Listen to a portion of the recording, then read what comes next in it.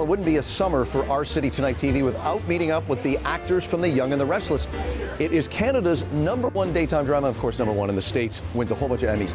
Kate Linder, one of the actresses from the show, brings up some of her actor friends in the show every year to put on a big charity event, and all the proceeds go to the Canucks for Kids Fund. Let's go see what the actors had to say again. This is our 8th year here, I'm happy to say. Here are the actors from the Young and the Restless.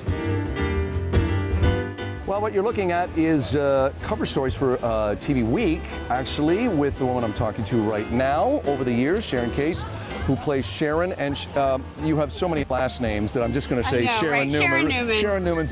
That's what we do now. That's right. We're just back to that. That's just going to stay, I think. For our viewers who live in the Vancouver area, I got to tell you, Sharon, the first time I interviewed you was one of the first times I've ever interviewed anybody from the YNR. It was 20 years ago at Planet Hollywood, 20 folks. years ago was the last time I was here with you and working with this charity. Boy, talk about a 90s thing, Planet Hollywood. Anyway, congratulations on all the years you've been on the show. It's a real testament to you as an actress and the character. Talk about playing Sharon for, over 2 decades and how challenging it could probably at times to just keep fresh and new. It is. It's really challenging and it's really unique. There's no other acting job an actor would get in their career that would be quite like this, where you're playing a character for 20, 25, and 40 years. They don't teach you that in acting school, so you kind of have to figure it out as you go along. But the great thing about it is I've gotten to do so many different kinds of storylines, and I've had so many great castmates.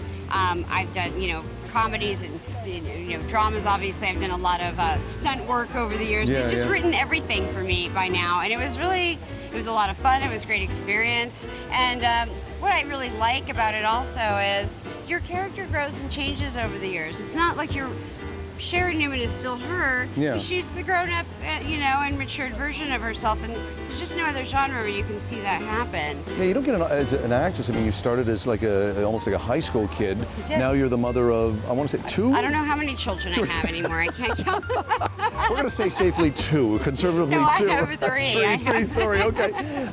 But yeah, that's a challenge. And not to mention that I always talk to actors that do what you do and say, the pace in which you do your craft on a show like this is pretty intense. Yeah, you're not shooting 2 pages a day like movies do. Oh no, Mark and I had 10 or 15 scenes in a row last night that were really difficult. They were very wordy. They were several pages each scene. Especially Mark, thankfully not me, went on and on and on. He has so much dialogue. He's amazing. But yeah, that's crazy that we do that in a day. That wasn't all we did that day. Mark and I had a 5-scene set earlier in the morning. It's a lot, but we like that.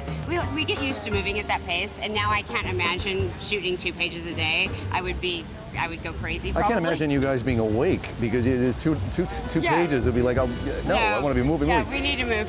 That's how we are at Soaps.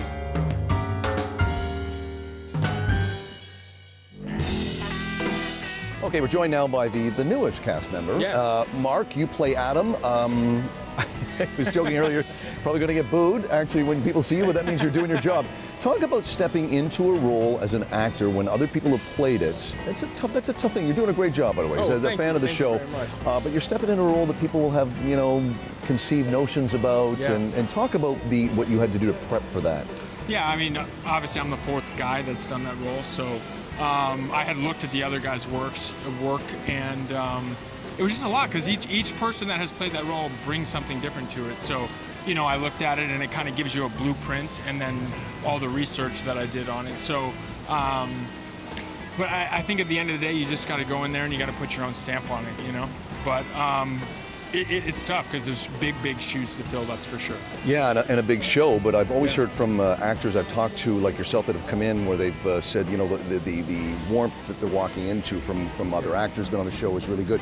I guess what's really good for you too, I would think, as an actor, is because the character was off the show for a while, there's other backstories and other storylines that can develop for you to sink your teeth into that the other actors didn't get, Yeah, I mean, they wrote Josh Griffith, our executive producer, one of the executive producers and the writer, because he hasn't been, I think it's been about 3 years since we saw Adam last, and then, the whole storyline about being in Vegas and the amnesia. So, it was great, and then like you were saying, the cast has been amazing, and everybody is so warm and welcoming, and it just feels like a family, and everybody's coming together as a team, and they've been great. They've been great, and I'm really lucky to be on a wonderful show like the Young and the Restless. So. Good to get and playing a bad guy. So, but hey, listen, your first time in Vancouver, so welcome and enjoy your time here. Thank you so much. Thank you, Mark. Appreciate it. Pleasure. Thank you so much.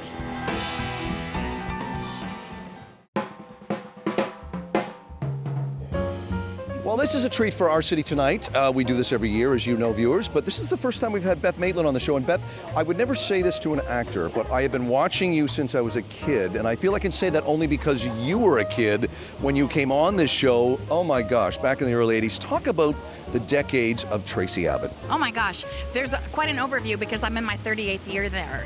And I started, I think, in 1984. So there was a young Tracy who was just out of school and learning, Pool parties, rock stars, Danny Romalotti, singing in concerts during the summer, diet pill addiction, overdose, crashing the car, getting arrested. I mean, there were so many things to squeeze into that decade. And then there was the mother Tracy, married to Brad, had baby Colleen, didn't marry Brad because he married my sister, and then Brad married me again, and then so that was the 90s, and then and we're not even up to where you are. But you know what's interesting, in all seriousness, so one of the things I've loved about your character over the years is that you really, in all seriousness, have dealt with a lot of issues. One being the death of a daughter. That's the worst nightmare for a parent. And your daughter's character does come up quite, not all the time, but it's used wisely in so many scenes with other actors to help them through their pain. I think that your character has been a real inspiration to young women over the years. Talk a bit about that if you could. I hope so. And I have also aged into a point where I feel like I fill a little niche in, we are missing Catherine Chancellor so much. Jeanne Cooper. Right, yes. And we need, everybody needs an auntie, a shoulder to cry on, someone to listen. And that, I also sort of represent every woman. I am not the typical, beautiful ingenue or whatever. I'm a real person. I'm a real person you can trust and talk to, and both Beth and Tracy. And so I think our Tracy represents a voice that is often not heard or not listened to, and it's my pleasure to do that. I know you can't talk about anything that's happening because you shoot weeks and weeks in advance, and the executive producer would kill you if you said anything, but I'm hoping there's some good stuff romantically coming up for you. I don't know if that's true. We'll have to wait and see. And I think if you watched last week, I don't know if this will be today, but if you watched last week, Tracy tells Kane that they have to just be friends. And I think it's a really interesting, maybe that will morph into something, maybe they will continue, who knows? I don't. So, but what I do know is it also was the perfect opportunity to say, but I do know that I am deserving of affection, attention. This is awakened things in Tracy that have long been asleep since Colleen's death. I think it was a good point. Yeah, that was the last thing I saw. And again, a really inspirational moment for women out there because it was about, I've forgotten all these things, parts of my life, successful author, your character. You start living for everybody else, and then you shut things down you feel like you don't need, but we all need it. And so we all maybe have to remember we're deserving. I would say, wrapping this up, Beth, who plays Tracy, that your family is in need of someone that looks after everybody but them, because the Abbotts are lovely people, but boy, they get into a lot of mess. Pretty complicated batch. Thank you, Beth. Thank you so much. You're quite welcome.